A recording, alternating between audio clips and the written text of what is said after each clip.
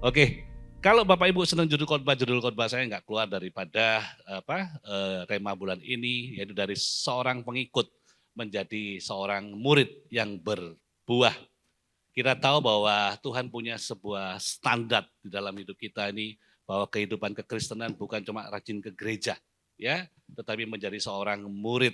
Di dalam Yohanes 15 ayat 5 sampai 8, ini adalah perikopnya, judulnya tentang pokok anggur. Saya bacakan buat Bapak Ibu, dikatakan dia ngomong, akulah pokok anggur dan kamulah ranting-rantingnya. Ya, Anda dan saya adalah ranting daripada pokok anggur. Bahkan Alkitab mencatat kita seharusnya nggak pantas diselamatkan, tetapi by the grace of God, Anda dan saya seperti carang yang liar, ya, ranting yang liar yang dicangkokkan kepada pokok anggur yang benar. Dan dikatakan barang siapa tinggal di dalam aku dan aku tinggal di dalam dia, ia berbuah banyak. Sebab di luar aku kamu tidak dapat berbuat apa-apa. Barang siapa tidak tinggal di dalam aku, ia dibuang keluar seperti ranting dan menjadi kering. Kemudian dikumpulkan orang dan dicampakkan lalu dibakar. Jika kamu tinggal dalam aku dan firmanku tinggal dalam kamu, mintalah apa saja yang kamu kehendaki, maka kamu akan menerimanya. Dalam hal inilah Bapakku dipermuliakan jika kamu berbuah banyak, dan dengan demikian kamu adalah murid-muridku, saudaraku. Tuhan Yesus memberikan sebuah perumpamaan yang sangat jelas di sini, bahwa kehidupan Anda dan saya adalah seperti ranting yang terkoneksi dengan akar dan batang utama, saudaraku. Sehingga kehidupan ranting itu sangat depend, sangat bergantung kepada akar yang mencari sumber kehidupan terhubung dengan air. Dan ketika akar itu terhubung dengan sumber kehidupan itu, maka pengolahan makanan di dalam kehidupan atau siklus tanaman ini menjadi sehat. Bahkan ranting ini kehidupannya bukan bekerja keras untuk supaya bisa menghasilkan buah, saudaraku. Ranting ini disebut fruit bearer, yang memegang buah, ya, yang menghasilkan buah dari dalam sebab terhubung dengan akar, maka timbullah buah. Ya, dan buah itu sangat jelas. Kita sering dengar bahwa buah itu bukan dimakan oleh tanamannya. Buah itu adalah untuk orang yang lain. Ya. Nah, kenapa kok banyak orang nggak berbuah? Firman Tuhan katakan jelas. Sepanjang hidup Tuhan Yesus hanya pernah mengeluarkan satu buah kutukan, saudaraku. Ketika dia ketemu dengan satu pohon yang namanya pohon ara. Ya, dan pohon ara itu tidak menghasilkan buah. Kemudian Tuhan marah dan mengutuk pohon itu, saudaraku. Dan di dalam Yohanes 15 ini, di ayat-ayat sebelumnya, kalau saudara dan saya baca dengan jelas, ada dua kategori daripada ranting atau cabang daripada tanaman itu. Yang pertama adalah cabang yang berbuah. Cabang yang berbuah sama Tuhan dibersihkan, katakan dibersihkan. Ya, kalau Anda berbuah sama Tuhan, jangan heran, Tuhan terus protolin hidup kita. Ya, biar Yesus yang semakin bertambah, kita yang semakin berkurang, saudaraku. Semakin dibersihkan. Tujuannya apa? Supaya berbuah semakin lebat, semakin banyak. Sebab Tuhan melihat potensi di dalam kehidupan Anda dan saya. Tetapi ada golongan yang kedua. Golongan yang kedua adalah yang mampet, yang tidak mau berbuah, saudaraku. Akhirnya dikatakan dipotong, dikumpulkan, kering, dan akhirnya dibakar. Ya, saya berdoa setiap kita adalah murid-murid yang menghasilkan buah. Dan banyak orang Kristen hidupnya cuma senang menjadi pengikut. Ya, pengikut. Pengikut itu ciri-cirinya nggak mau tertanam. Tadi dikatakan, ayo ikut komsel. Ngapain sih ikut komsel? Ya, capek-capek. Saya percaya Pak Chandra, teman-teman di sini bertumbuh dari komsel. Ketika dulu bahkan nggak paham apa-apa. Pak, saya pengusaha. Ya, saya bukan pendeta. Ya, sama saudaraku, background Pak Chandra mungkin sama dengan Anda. Ya, kita semua belajar firman. Belajar firman. Karena firman ini yang membuat iman kita semakin kuat. Ya, firman membuat kita semakin kuat dalam iman dan pengenalan akan Kristus. Pengikut tidak mau tertanam, tidak mau tunduk, tidak mau diam. Bahkan nggak punya hubungan intim. Yang penting adalah saya rajin ke gereja, Pak. Di dalam Yohanes 6 ayat 66, perikopnya berjudul tentang roti kehidupan atau roti hidup, saudaraku.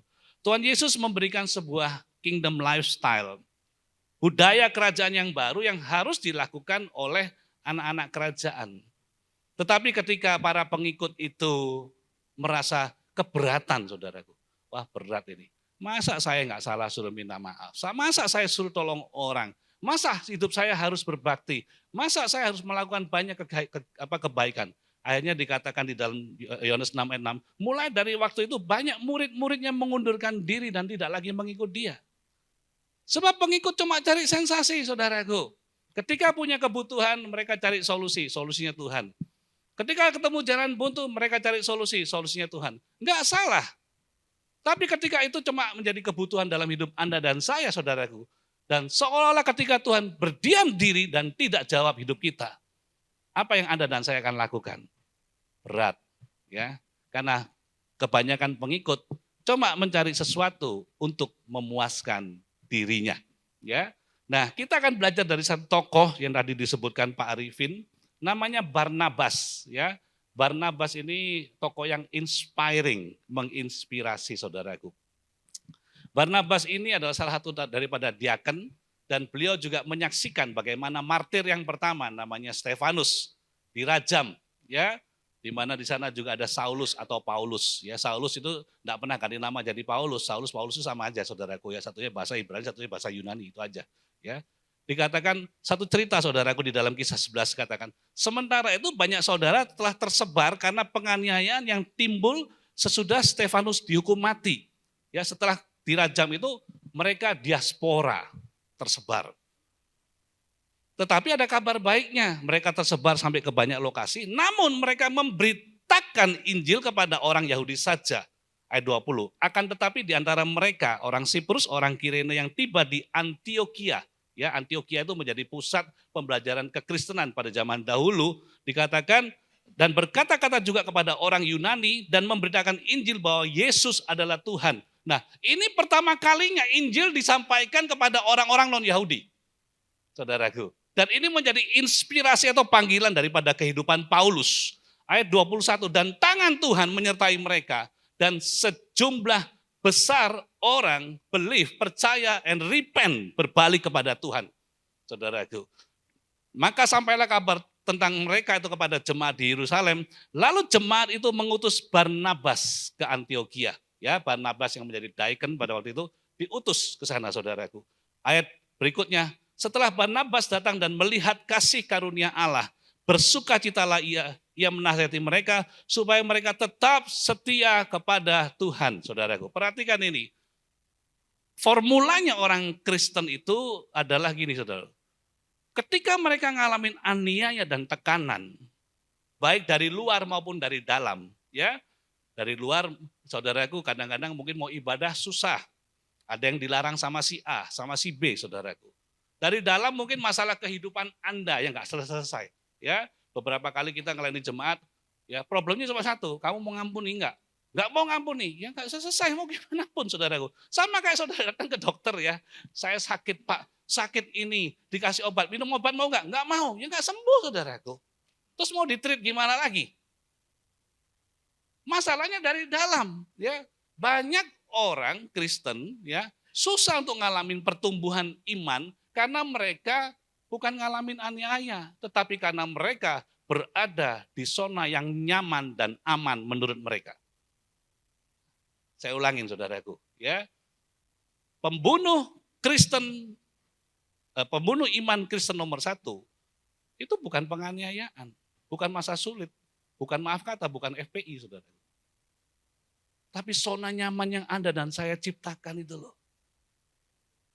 Kerjaannya bagus, usahanya bagus, family bagus, pelayanan bagus, nyampaikan firman udah lengkap semua, gak kurang apa-apa, sudah. Akhirnya iman kita merasa stuck, gak ngerasain apa-apa lagi.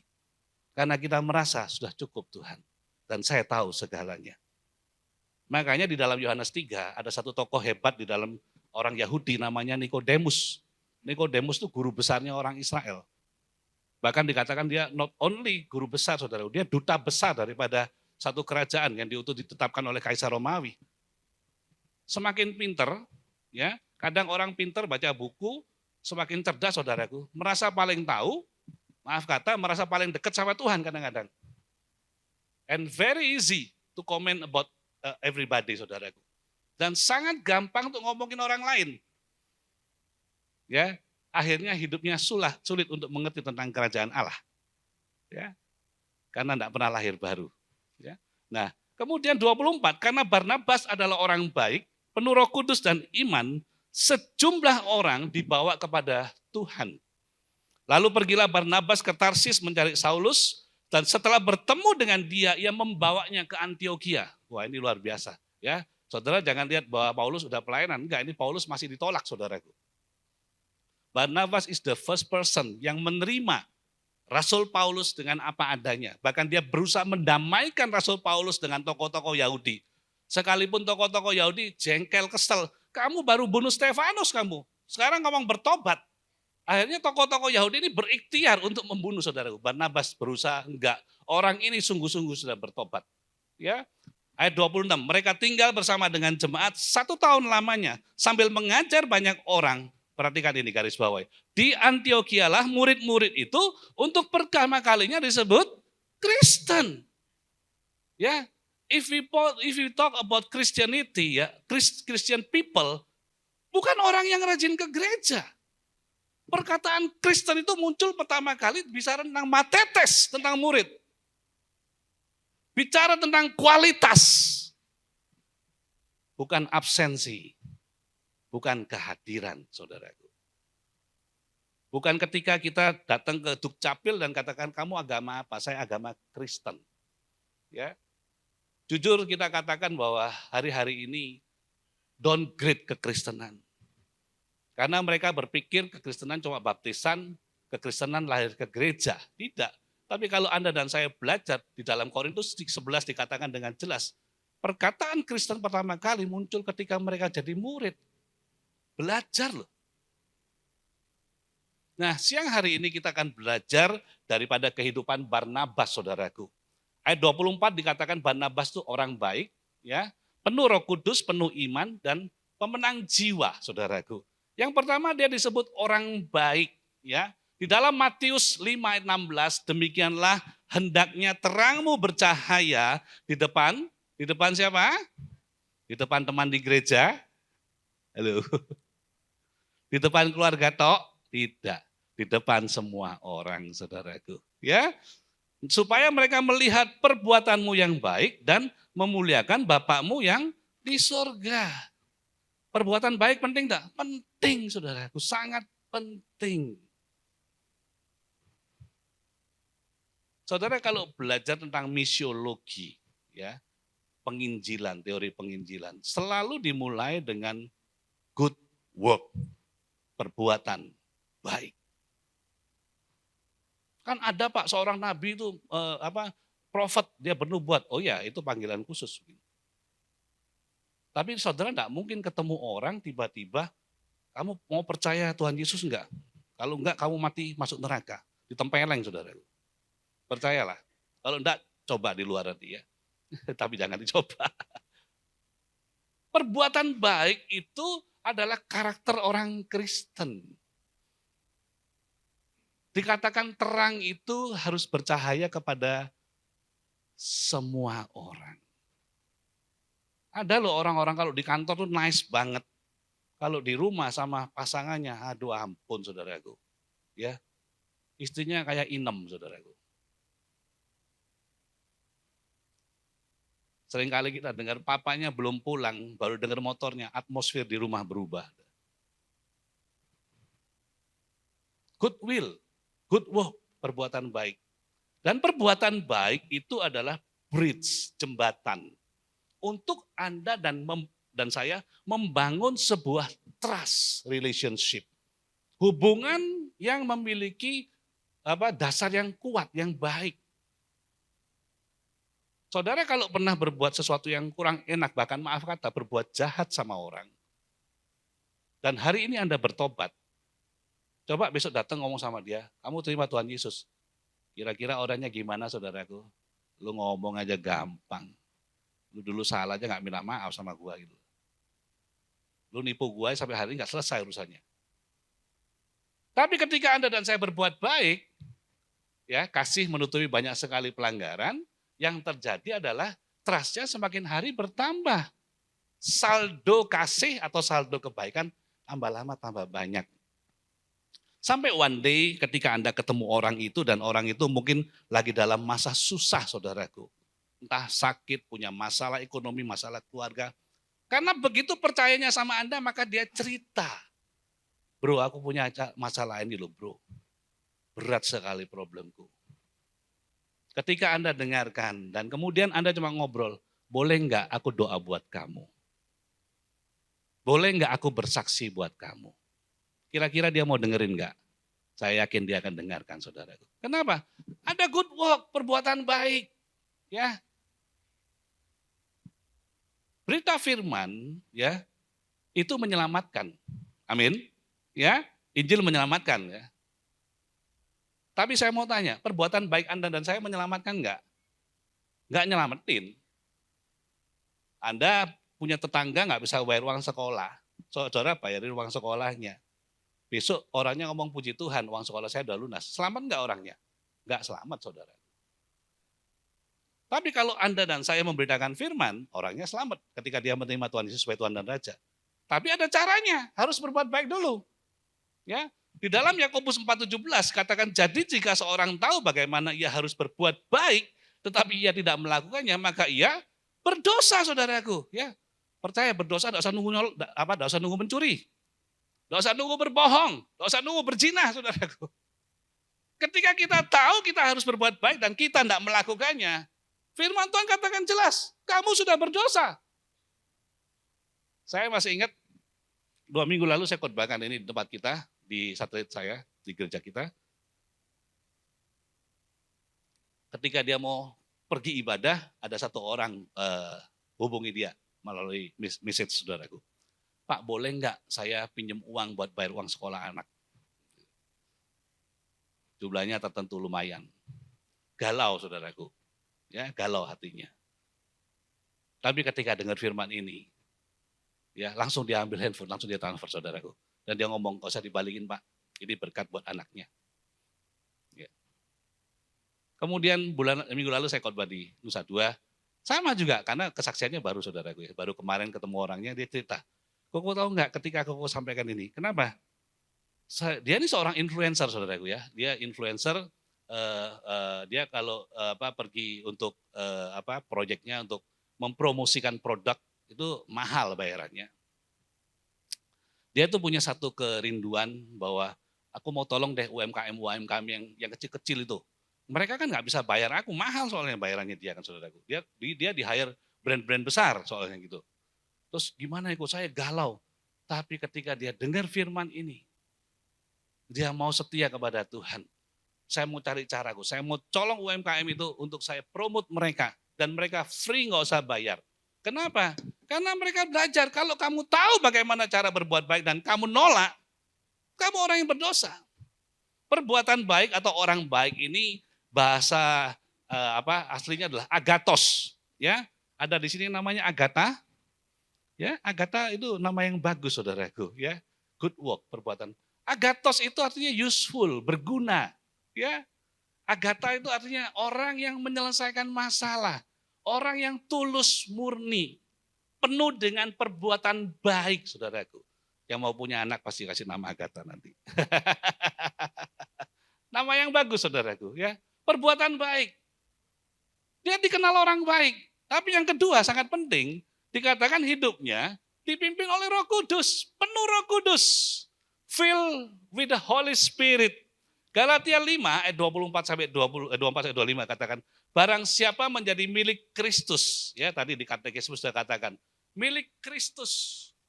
Ia telah menyalibkan daging dengan segala hawa nafsu dan keinginannya. Jikalau kita hidup oleh Roh, maka hidup kita juga dipimpin oleh Roh, ya. Dan janganlah kita gila hormat, saling menantang, dan saling mendengki. Perhatikan ini saudaraku. Tanda orang yang disertai Roh Kudus bukan cuma berbahasa roh atau punya hikmat, tetapi dia tahu bahwa hidupnya adalah milik Tuhan. Kemudian dikatakan dia enggak gila hormat saudaraku. Ya, saya enggak kok Pak, saya enggak dipuji. Saudaraku, masalah pride ini dalam hati. Cuma Anda dan saya, kita tahu masing-masing dan pasti Tuhan saudaraku. Cuma kita dan Tuhan yang tahu, enggak ada yang tahu. Dan apalagi dikatakan jangan saling menantang. Saling menantang ini apa? To compete. Untuk berkompetisi. Kapan proses kompetisi ini terjadi? Ketika hidup kita saling membandingkan. Suami istri banyak retak hubungannya karena membandingkan. Dia lihat istrinya orang lain di luar lebih baik. Dia lihat suami orang luar lain lebih baik, saudara. Lebih nyaman ngobrol. Mulai di-compare. Apalagi masalah ekonomi. Waduh, ini banyak kejadian. Ya, suatu saudaraan ribut cuma gara-gara masalah uang. Kamu enggak kayak kakakmu itu loh. Masa kamu enggak minta sama mamamu, papa mamamu enggak adil. Mulai compare. Kita belajar daripada kehidupan Abraham, saudaraku. Ya, Abraham itu ketika gembala daripada Lot dan Abraham, ya. Lot ini ponaan daripada Abraham, dari kecil diasuh, saudaraku, anak angkatnya dia, dikasih bukan jadi pegawai, dikasih usaha, dikasih kerjaan. Satu kali ketika kaya, saudaraku, waduh, pride-nya naik, biasa anak muda, ya. PD-nya luar biasa, merasa lebih hebat, lebih pintar, lebih bisa pakai komputer, lebih nggak jadul, lebih nggak gaptek, tahu segalanya, menganggap orang tua nggak ada apa-apanya. Tapi we learn from Abraham. Ketika ribut, Abraham ngomong apa? Jangan kita ribut, sebab kita kerabat, sebab kita saduluran. Ya, perhatikan ini ya, jangan ada yang ribut masalah uang sama keluarga. Abraham ngomong apa, saudaraku? Itu loh, Tuhan siapin. Dan Abraham katakan, kalau kamu ke kanan, aku ke kiri. Ya, kalau kamu ke kiri, aku ke kanan. Bo, ini yang tua yang ngomong seperti itu. Seharusnya lo tahu diri, dia ngomong sama Abraham. Bapak, enggak. Kamu yang lebih senior, terima kasih buat semuanya, saya harus perlu belajar. Seharusnya seperti itu. Oh, saudaraku, Lot kumpulkan pasukannya ngomong, kita pilih mana? Dan mereka pilih lembah Yordan. Prospektif, tanahnya mahal, cuannya banyak, saudaraku. Oh, hitungannya masuk semua bisnisnya.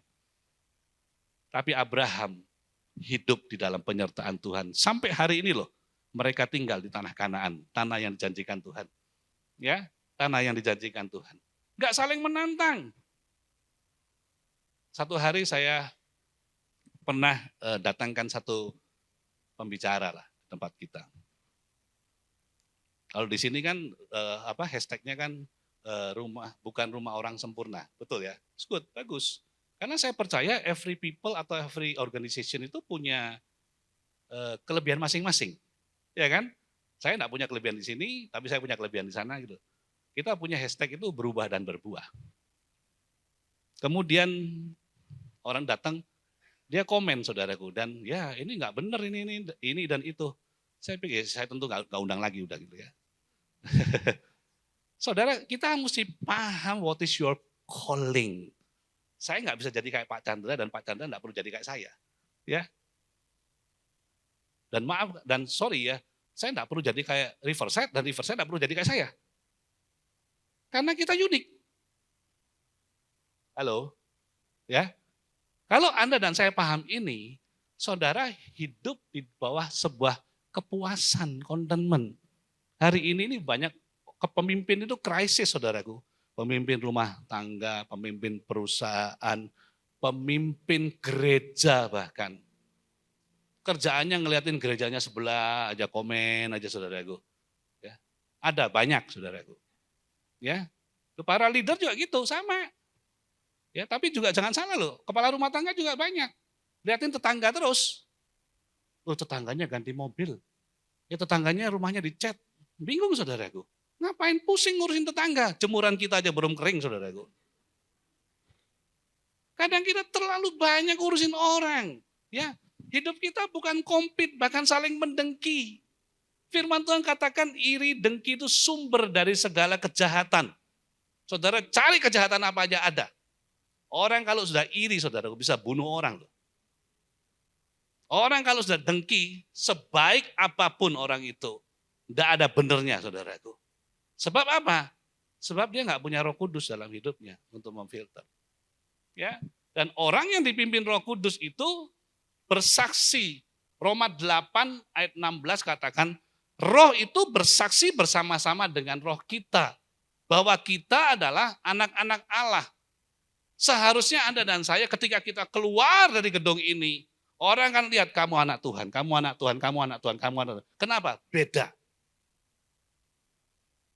Satu hari saya pernah kesel sama tukang parkir. Ada yang pernah kesel sama tukang parkir, saudaraku? Yang ketawa ngalamin kayak saya pasti. Kan tukang parkir ini kan ajaib kan? Sudah parkir, maju mundur susah, nggak ada orangnya. Begitu mau keluar jret muncul dari sebelah kita, saudaraku. Dengan ajaibnya, ya, dia bisa return dan kembali dengan cepat. Kasih uang zaman dulu ya 2.000. Gerutu tapi, ngomel. Tadi kemana Pak? Saya capek maju mundur, Bapak enggak ada. Sekarang saya mau pergi, Bapak baru muncul. Saya pergi dengan kesel. Wih, Roh Kudus tegur saya, saudara. Oh gitu ya kualitas anak kerajaan. Loh ya kan benar Tuhan. Masa enggak kerja minta nojeng, enak-enak aja. Tuhan ngomong apa? Begitu murahnya damai sejahteramu hilang. 2.000 men. Oh saya repent hari itu, saya bertobat saudara. Bener loh, kadang-kadang ini bukan masalah salah bener. Kita yang enggak bisa kontrol hati kita. Enggak jadi saksi. Apalagi cuma 2.000. Bahasanya gini, ayo tak kasih uang cepet jeng hari ini, kamu marah 50 hari. Dalam sebulan mukamu berubah pasti. Cepat tua saudaraku pasti. Lo marah terus 1 hari 50 kali enggak marah. Ya, makanya skincare laku keras. Ya, dari anak kecil udah belinya skincare terus. Karena hatinya kehilangan damai sejahtera. Ya, di dalam Ibrani 2:4 katakan Allah meneguhkan kesaksian mereka oleh tanda-tanda dan mujizat-mujizat dan oleh berbagai-bagai pernyataan kekuasaan karena Roh Kudus yang dibagi-bagikannya menurut kehendaknya. Ya, Roh Kudus dibagikan Tuhan sesuai dengan maunya Tuhan. Semua orang punya talenta dan bahkan panggilan masing-masing, saudaraku. Tadi kita mendengarkan kesaksiannya Pak Arifin, bagaimana beliau bertobat cuma gara-gara seorang nurse. Oh, bukan pendeta besar yang datang, saudaraku.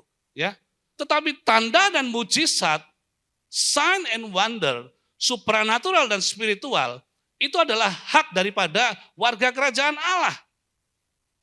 Sangat disayangkan kalau hidup Anda dan saya tidak ngalamin ini, saudaraku. Sebab sudah tersedia. Siapa di sini yang rumahnya pakai listrik? Semua pakai listrik. Ketika Anda sampai rumah, enggak, mulai hari ini saya enggak mau pakai listrik lagi. Biarin gelap-gelapan. Ada pernah kejadian di Jakarta itu kan. Rumah yang bagus sampai berapa puluh tahun, belas tahun. Sampai kayak hutan, saudara. Enggak ada lampu, enggak ada air. Kuasa kerajaan itu disediakan buat Anda dan saya. Tapi enggak semua warga kerajaan menggunakannya, saudaraku. Saya percaya ketika kita menghadapi sebuah tembok dan tidak bisa ngapa-ngapain, Anda cuma perlu berdoa. Memohon kepada Tuhan. Minta pertolongan Tuhan dan Roh Kudus yang manis itu menyertai hidup Anda dan saya. Makanya selalu ada pintu yang terbuka. Roma 5 katakan selalu ada pengharapan. Pengharapan yang tidak pernah mengecewakan dalam hidup Anda dan saya. Saya percaya setiap Anda pasti pernah ngalamin ini. Sign and wonder menyertai kehidupan orang-orang percaya. Yang ketiga, hidupnya itu penuh iman. Ya, tadi belajar tentang iman di dalam katekismus. Dengan iman kita percaya sudah diselamatkan dan diberi kuasa kerajaan Allah. Di dalam 2 Timotius 1 ayat 13, peganglah segala sesuatu yang engkau dengar daripadaku dan contoh ajaran yang sehat dan lakukanlah itu dalam iman dan kasih dalam Kristus Yesus, saudaraku. Ya, saya percaya bahwa setiap Anda dan saya ketika kita ngalamin baptisan, kita ngalamin diselamatkan. Amin. Ya, dan kita belajar di dalam kehidupan kekristenan ada 3 macam baptisan. Yang pertama adalah baptisan air. Baptisan air ini seringkali disebut baptisan Yohanes Pembaptis. Ya, seperti Tuhan Yesus dibaptis air di Sungai Yordan oleh Yohanes Pembaptis. Baptisan air ini disebut baptisan pertobatan. Ya, ketika kita mengaku Yesus Kristus Tuhan, hati percaya lutut bertelut, maka kita bertobat. Saya enggak pantas, saya berdosa, saya enggak layak.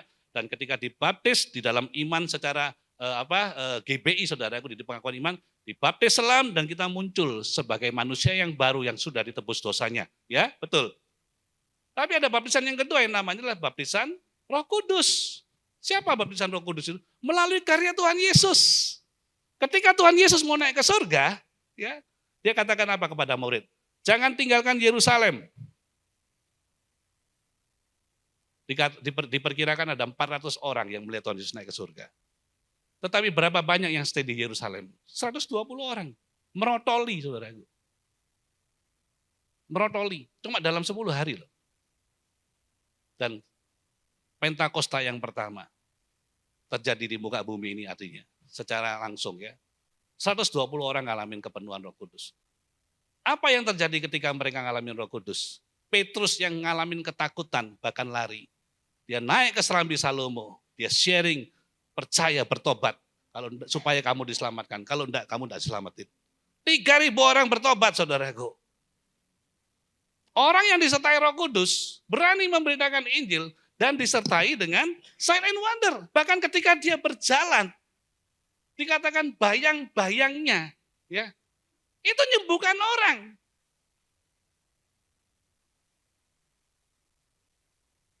Bukan cuma ngalamin keselamatan, tetapi ada kuasa kerajaan yang menyertai kehidupan Anda dan saya. Makanya firman Tuhan dikatakan kerajaan Allah bukan cuma terdiri dari perkataan, tetapi kuasa. Kerajaan Allah bukan soal makan, minum, tapi kebenaran, damai sejahtera, dan sukacita oleh karena Roh Kudus. Barang siapa melakukan hal ini, ya, ia dihargai oleh manusia dan berkenan di hadapan Allah, saudaraku. Saya sangat percaya bahwa orang Kristen itu harus punya tantangan dan diuji, ya. Tetapi di dalam pelaksanaannya, saudara dan saya tidak bisa berjalan sendirian. Saudara dan saya harus mengandalkan Parakletos, Roh Kudus itu. Kemarin kita baru selesai acara anak-anak remaja Rocket Conference. Anak-anak remaja ini disebut strawberry generation. Ya, yang punya anak-anak remaja harus lebih perhatian. Tapi kita menolak itu. Kita percaya bahwa ada the seed of greatness. Benih keagungan Tuhan yang Tuhan taruh. Dan itu harus dimunculkan. Dan tugas ini bukan tugasnya pemimpin gereja, saudaraku. Nomor 1 sesungguhnya adalah tugas daripada orang tua. Saya ngelayani pemuda, anak-anak muda sama Mr. Martin ini juga dulu mulai tahun 97 ya. Saya itu berkali-kali dikomplain sama orang tua. Gimana Pak David, anak saya ini rajin ikut komsel, rajin ke roket atau remaja atau ke ibadah pemuda. Kok enggak berubah hidupnya? Saya duduk, saya ngobrol sama Bapak Ibu, saya ngomong gini, Bapak Ibu yang punya anak bukan saya. Yang punya anak Bapak Ibu. Saya ketemu mereka cuma 2-3 jam satu minggu. Bapak Ibu berjam-jam, apa yang Bapak Ibu ajarkan kepada anak-anak. Ya, jujur seringkali kita ini mengobati anak di gereja, pulang luka lagi saudaraku. Karena ketemu orang tua yang cuma mengandalkan anaknya harus hidup benar di gereja. Kadang-kadang saya jumpai di tempat kita ya, orang tua itu kalau anaknya les, kursus, training, ya berapa dibayar, di mana dianterin. Oh bayar harga buat sekolah dibayarin, sampai ngutang-ngutang, mohon maaf. Tapi kalau acara gereja, suruh nganter nehi. Tapi pengen anaknya baik. Seringkali kita nggak aware. Ya, saya nggak bilang nggak perlu belajar atau jadi sekolah akademis, tidak. Tetapi kita lupa yang esensi kehidupan spiritual mereka, saudaraku. Makanya mereka tidak punya iman hidupnya akhirnya. Hati-hati ya, dulu kita sering kali dengar namanya midlife crisis. Krisis paruh baya. Tapi hari-hari ini sudah mengarah ke quarterly crisis. Anak 20 tahun udah stres. Lulus SMA udah stres. Stres di rumah, stres masa depannya saudaraku. Oleh karena itu mereka harus hidup penuh iman. Dengan iman kita selalu punya dasar untuk berharap dan dapat melihat bukti yang belum terlihat, saudaraku. Yakobus 2 ayat 22, kamu lihat bahwa iman bekerja sama dengan perbuatan-perbuatan, dan oleh perbuatan-perbuatan itu iman menjadi sempurna. Katakan sempurna. Saya mau garis bawahi, Anda dan saya punya iman, tapi nggak dilakukan, percuma. Loh kok gitu Pak? Loh iya, iman itu baru bekerja sempurna kalau dilakukan. Saudara tahu the most potential weapon of the leader itu apa? Senjata paling hebat yang dimiliki pemimpin. Oh pinter, bisa manajemen, bukan. Visi nomor 1. Visi itu senjatanya pemimpin. Kalau orang punya visi, mungkin tidak pinter, dia bisa kumpulin orang. Lihat, ayo para pengusaha, apakah Anda bisa nyetir, kirim barang? Apakah Anda bisa create barang? Anda punya visi, tapi Anda bisa create orang, manajemennya bagus. Punya visi, tapi what is the most problem di dalam para leader? They never turning vision into action. Mereka tidak punya atau tidak, bahkan jarang mengubah visi itu menjadi kenyataan. Saya punya mimpi indah Pak. Saya punya panggilan Tuhan, Pak. Saya punya janji kepada Tuhan. Saya punya nasar kepada Tuhan. Pertanyaannya dilakukan enggak? Iman itu enggak akan bekerja dalam hidup Anda dan saya kalau tidak dilakukan. Sebab iman bukan cuma sekedar omongan, saudara. Gedung ini jadi karena iman. Karena ada orang nabur. Karena ada orang bayar harga. Coba kalau Pak Chandra dan tim tidak bayar harga, tiba-tiba jadi kayak gini. Nggak ada, tetap ibadah di Dianapura, saudara. Percayalah. Saya tidak meragukan iman Anda dan saya. Ya. Tapi jadikan iman yang Tuhan berikan dalam hidup Anda dan saya menjadi sebuah kenyataan. Belajar boleh saudaraku, tetapi saudara harus praktek. Ya, harus praktek. Anak-anak muda sekarang ini gampangan. Terimanya jadi, ya Pak Chandra kita ini ingat dulu ibadah kita tidak punya gedung saudaraku. Lembah Pujian itu favor. Saya masih ingat 25 Desember tahun 97. Kita pertama kali ibadah, lantainya belum ada, ini masih debu semua. Tapi Pak Gembala kita punya iman. Anak-anak muda sekarang suruh ngurus, mohon maaf belum tentu jadi saudaraku. Kenapa? Knowledge-nya hebat. Pinter, tapi suruh ngelakuin, mohon maaf, belum tentu. Kenapa? Harus dilatih imannya. Bukan tidak bisa loh ya, bukan tidak bisa. Perlu waktu. Sebab iman bukan cuma ngomong. Oh mau jangkau sana, jangkau sini, bagus. Dilakuin enggak masalahnya? Saya mau memenangkan saudara saya Pak. Mulai enggak saudara bangun hubungan? Mulai enggak kirim makanan? Loh, itu kan bridge menjalin hubungan. 7 tahun saya berusaha memenangkan mama saya untuk ngalamin baptisan. 9 tahun papa saya. Bahkan keluarga daripada istri saya. Sampai Natal kemarin, berapa? 21 orang masih hadir. Ya, istri saya backgroundnya orang Bali, keluarga kita semua Hindu. Datang ibadah. Saya tidak bilang saya paling hebat, tidak saudaraku ya. Tapi takes time, tahun bertahun. Supaya bridge jembatan itu timbul rasa trust. Dan mereka mau hadir, saudara. Dan iman bicara melihat bukti yang belum terlihat. Apa itu? Masa depan. Apa yang bikin Anda dan saya stres? Masa depan. Hari ini banyak anak muda tidak mau nikah loh. Bahkan nikah tidak mau punya anak loh. Nanti gimana Pak? Kalau punya anak gimana cari makan? Lihat Pak Chandra, lihat kita loh, brojol terus. Anaknya 3-3. Saudara. Jerry juga anaknya 3. Tapi mesti dihitung. Loh, kita ngitung, saudara, bukan ngitung. Tapi kita punya percaya bahwa kalau saya kerja benar, hidup benar. Masa Tuhan nggak ada dipelihara sih? Firman Tuhan katakan keturunan orang benar dipelihara Tuhan. Keturunan orang benar dipelihara Tuhan. Ya, yang terakhir, dia seorang pemenang jiwa. Ya, yaitu bahwa aku boleh menjadi pelayan Kristus bagi bangsa-bangsa, bukan Yahudi, dan pelayanan pemberitaan Injil. Ya, perhatikan, mereka melayani yang non-Yahudi, supaya bangsa-bangsa bukan Yahudi diterima oleh Allah sebagai persembahan yang berkenan kepadanya, yang disucikan oleh Roh Kudus. Jadi dalam Kristus aku boleh bermegah tentang pelayananku bagi Allah. Pelayanan apa? Pemberitaan Injil. Tadi saya katakan perbuatan baik Anda dan saya itu bagus. ya, tapi nggak sempurna. Kenapa? Nggak nyelamatin.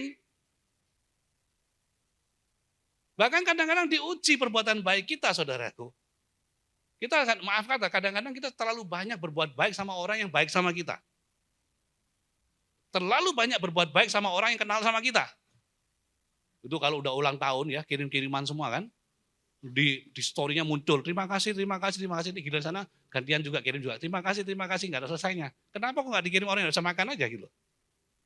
Padahal yang terima juga bingung, ada 12 kuetar di rumah, buat apa ini gitu. Akhirnya dijual lagi sama dia gitu.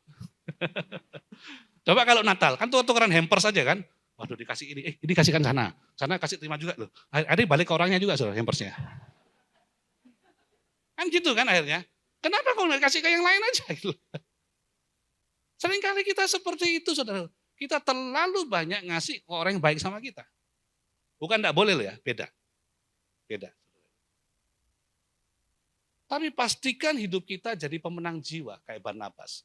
Barnabas yang paling terakhir ini dia adalah seorang pengelola berkat Tuhan. Tadi Pak Ari sudah singgung, ini kisah para Rasul 4 cerita tentang jemaat mula-mula. Sebab tidak ada seorang pun yang kekurangan di antara mereka, karena mereka orang yang punya tanah, rumah, menjual kepunyaannya, dan hasil penjualan itu mereka bawa. Dan mereka letakkan di dalam kaki rasul-rasul, lalu dibagikan kepada setiap orang, sesuai dengan keperluannya. Ayat 4, ayat 35 perhatikan. Demikian pula dengan Yusuf ya, Barnabas itu nama aslinya Yusuf. Orang yang disebut Barnabas yang artinya putra penghiburan, ya, yang membawa sukacita. Seorang Lewi dari Siprus, ia menjual ladang miliknya, lalu membawa uangnya itu dan meletakkannya di kaki rasul-rasul. Pak Arifin tadi mempertegas, bukan di kantongnya, sakunya rasul-rasul. Barnabas ini saudara, mungkin saudara ngomong, itu kan seorang full timer pendeta, bukan. Sangat cocok dengan kriteria jemaat Anda dan saya. Ya, Barnabas ini seorang pengusaha, saudaraku. Dia jual. Kenapa kok dia lakukan itu? Dia melihat kerajaan Allah. Satu hari kita undang satu pembicara, bukan talent lah ya, dari gereja lain. Ya, yang beda sinode sama kita. Dia ngomong gini, thank you Ko for welcome me, for having me. Saya bilang, kita ini kita ini satu dalam kerajaan Allah. Di dalam kerajaan Allah nggak bicara denominasi. Nggak bicara kamu gereja apa, dari mana dan siapa. Kerajaan Allah itu semuanya punya Sang Raja, yaitu Tuhan kita Yesus Kristus. Dan terakhir, ya slide terakhir, bicara berkat dari tanda Tuhan, apa fokus manusia? Semua yang masuk ke kantong, semua yang dimiliki. Berapa banyak yang ada di rekeningku, berapa banyak usahaku. Dan tiap tahun kita evaluasi, tahun ini berapa, tahun depan berapa, tahun depan, terus stres akhirnya. Tapi kalau saudara mau tahu hitungan Tuhan, Tuhan tidak tanya berapa banyak yang kamu hasilkan. Tuhan tanya berapa banyak yang Anda dan saya berikan kepada orang lain. Tuhan Yesus memberkati kita semua.